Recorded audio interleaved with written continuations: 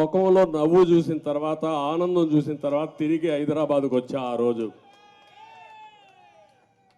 ఈరోజు నేను అడుగుతున్నా, ఈ ప్రభుత్వం ఉంది, కాలువల తొవల, మురికి కాలువల్లో మట్టి తీలా, నీళ్ళు వచ్చాయి, కాలువలు పొలాలన్నీ కలిసిపోయి 4 రోజులుంటే చేతికొచ్చే పంట మొత్తం నీటి పాలైపోయే పరిస్థితి వచ్చింది. అవునా కాదా అని మిమ్మల్ని అడుగుతున్నా.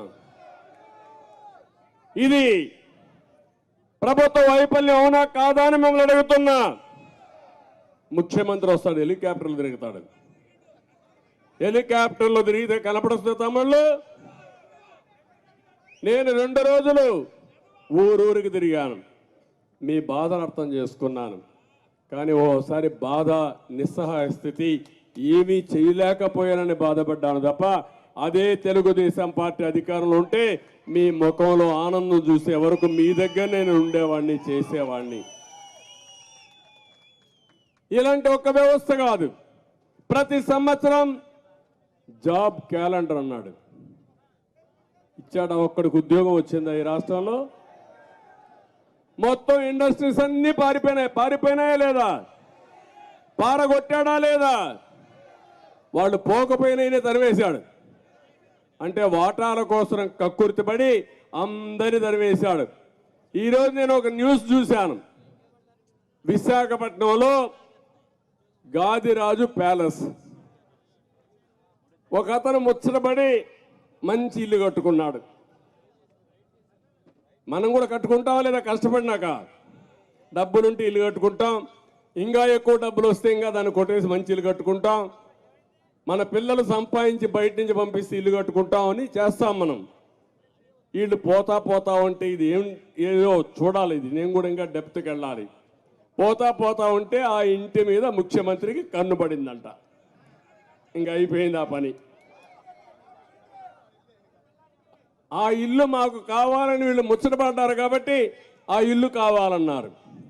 ఆయన అన్నాడు, నేను ఎందుకు ఇస్తానయా, నా ఇల్లు ఇది అన్నాడు. అంటానే ఏం చేశారు తెలుసా? ఎప్పుడో ఇది ఉందని 22A కింద పెట్టేశారు. ఇప్పుడు రికార్డులు చాలా స్పష్టం తమ్ముళ్ళు. మీ భూమి మీద అవునా కాదా దినాము చెక్ చేసుకోవాలా మీరు ఇంక రాబోయే రోజుల్లో.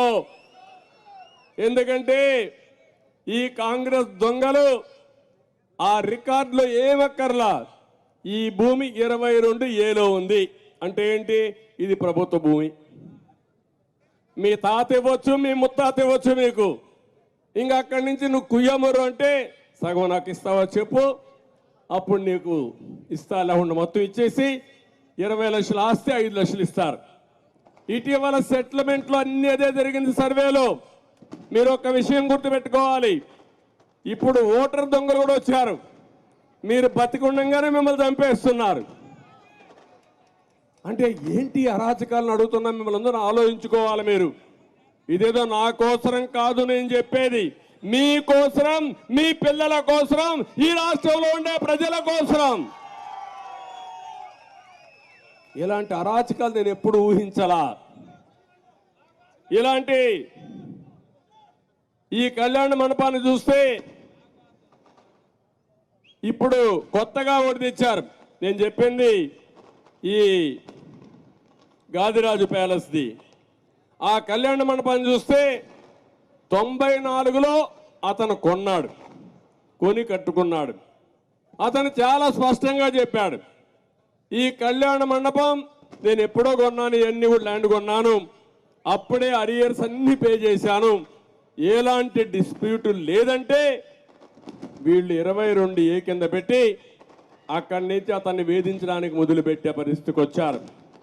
ఒక్క విశాఖపట్నంలో 40,000 కోట్ల రూపాయలు చేసే ఆస్తుల్ని వీళ్ళు కబ్జా చేశారు, సెటిల్మెంట్ చేశారు.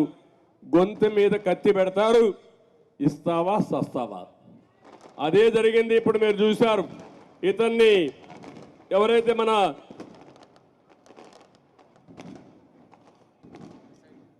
ఇప్పుడే రవిబాబు ఎవరైతే ఉన్నాడో,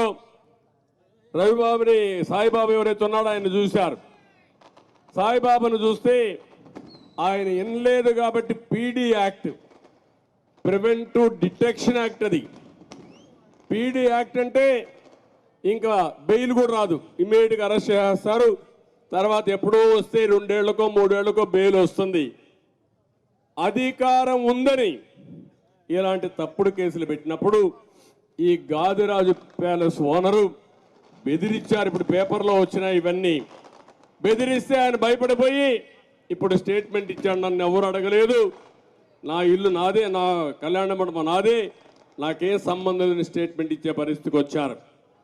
ఇక్కడే గుంటూరులో శంకర్ ప్యాలెస్ మీకు చాలా మంది తెలిసి ఉంటుంది, ఐడియా ఉందా? శంకర్ ప్యాలెస్, శంకర్ విలాస్, మా చెల్లెమ్మ అంటా శంకర్ విలాస్. శంకర్ విలాస్ని పాప ఆ తల్లి చెప్పిన రంగనాయకమ్మ, ఆ రంగనాయకమ్మ చేసిన తప్పేంటంటే ఎల్జీ పాలిమర్స్ యాక్సిడెంట్ అయింది, ఇది తప్పని ఒక ట్వీట్ పెట్టింది. అదే ఆ మహాతల్లికి శాపంగా మారింది. నెక్స్ట్ డే ఆవిడని అరెస్ట్ చేశారు. అరెస్ట్ చేసినారుగా కోర్టు తీసుకుపోతే 41A నోటీస్ ఇమ్మని చెప్పారు. ఆ రోజు మేము కూడా సహకరించాం. అక్కడి నుంచి ఆవిడ మీద పడ్డారు. ఆవిడ మీద పడి ఆ శంకర్ విలాస్